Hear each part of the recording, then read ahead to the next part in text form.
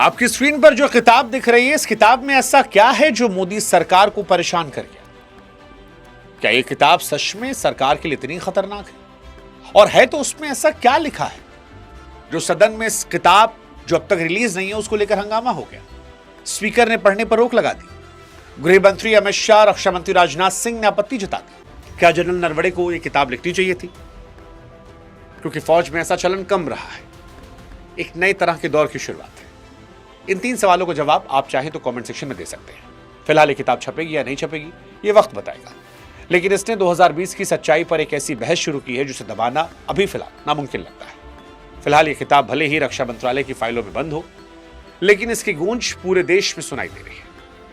और जाते जाते हम स्पष्ट कर दें कि यह लेख संसद में हुई बहस और कारवां में छपे दावों पर आधारित है, क्योंकि अभी भी जनरल एम नरवणे की 448 पन्नों की किताब आधिकारिक तौर पर प्रकाशित नहीं हुई है।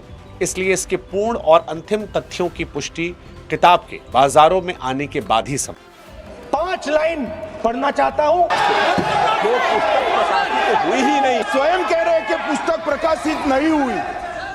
ये सवाल आज देश के मन में घूम रहे हैं, और ये सवाल इसलिए घूम रहे हैं क्योंकि 2 फरवरी 2026 को राहुल गांधी ने संसद में आर्मी के पूर्व चीफ जनरल मनोज मुकुंद नरवणे की एक अभी रिलीज ना हुई किताब 4 स्टार्स ऑफ डेस्टिनी का जिक्र किया। इसी के बाद पूरा बवाल मच गया। राहुल गांधी ये दावा कर रहे थे कि इस किताब में कुछ ऐसा है जो सरकार की नाकामियों को लेकर है। सरकार इसे अनवेरिफाइड और सेना की गरिमा पर चोट वाला बता रही है।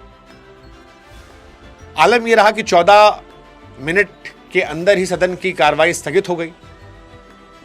अब सवाल लोगों के मन में है कि इस किताब में है क्या, और एक किताब ऐसा क्या ला रही है जो इतना परेशान कर सकती है। 4 स्टार्स ऑफ डेस्टिनी क्यों ये पॉलिटिक्स में आग लगा रही है? आज इस वीडियो में आसान शब्दों में इस सवाल का जवाब देने वाले हैं। तो देखिए, ये किताब जो है ex army chief general Naravane के 40 साल के सैन्य करियर का निचोड़ है। जनरल नरवणे दिसंबर 2019 से अप्रैल 2022 तक भारतीय सेना के चीफ थे, जो देश के लिए एक बहुत ही संवेदनशील दौर था। वैसे तो किताब 2024 की शुरुआत में छपने वाली थी और ऑनलाइन बुकिंग भी शुरू हो गई थी, लेकिन रक्षा मंत्रालय से मंजूरी ना मिलने के चलते यह किताब रुक गई। जनरल ने खुद एक इंटरव्यू में मुस्कुराते हुए कहा था कि मेरा काम किताब लिखना था, अब इसके आगे काम पब्लिशर का है, वो कैसे परमिशन लेते हैं। मैंने अपना काम कर दिया है, किताब लिख दी, बाकी जो होगा सो होगा। और ये सारी बातें इस किताब को उस पुरानी शराब की तरह बना रही है जो मैच्योर हो रही है। किताब का सबसे विस्फोटक हिस्सा लद्दाख में 2020 के संकट को लेकर है। यह किताब अब तक रिलीज नहीं हुई है। जो बातें हम आपको बता रहे हैं ये प्रकाशित नहीं हुई है, लेकिन कारवां ने जो छापा है उसके आधार पर हम आपको बता रहे हैं। तो इस किताब के हिसाब से जनरल शायद इसमें विस्तार से लिखते हैं कि 31 अगस्त 2020 की रात रिचिनला इलाके में चीनी टैंक और सैनिक भारतीय चौकी के इतने करीब आए थे कि दोनों सेनाओं के बीच फासला लगभग खत्म हो गया था। जनरल लिखते हैं कि उस वक्त हालात इतने खराब थे कि एक छोटी सी गलती भी भीषण युद्ध में बदल सकती थी।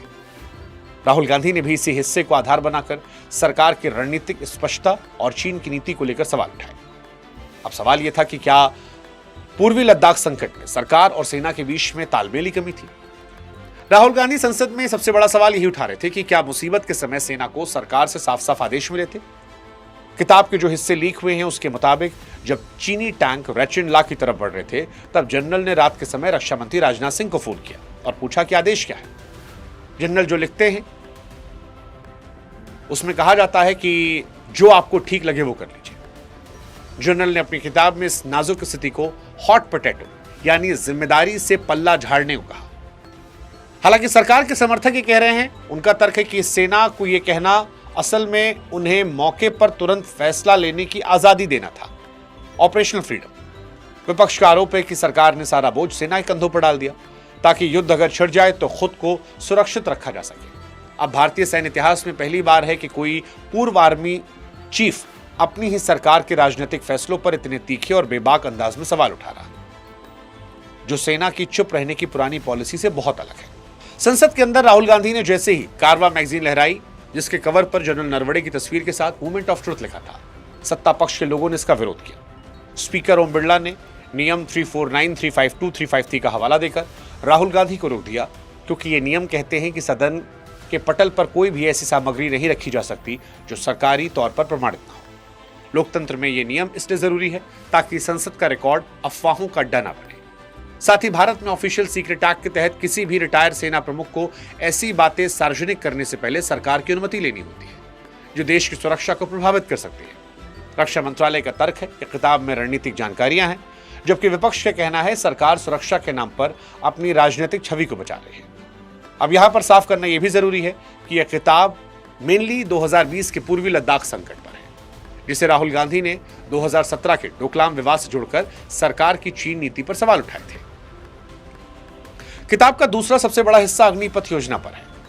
जनरल नरवणे ने अपनी किताब में इस योजना को अचानक आने को bolt out of the blue, अचानक आसमान से गिरा हुआ वज्र के रूप में वर्णित किया है। वो कह रहे हैं कि सेना को इस तरह के बदलाव के लिए तैयार करना चाहिए था, जितनी सलाह होनी चाहिए थी वो मौका मिला नहीं। अगर ये बात सच है तो ये सरकार के उस दावे को कमजोर करता है कि योजना सेना की पूरी सहमति के बाद आई थी।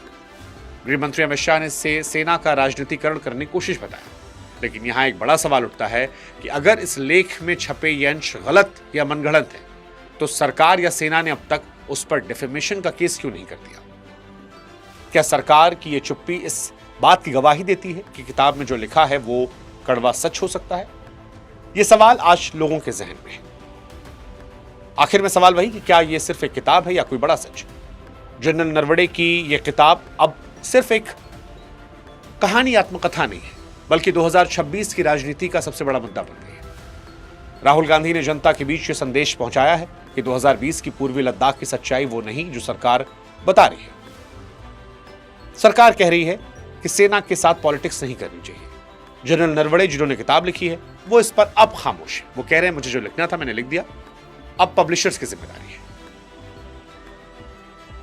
यहां पर एक सवाल हम आपके लिए छोड़ जाते हैं।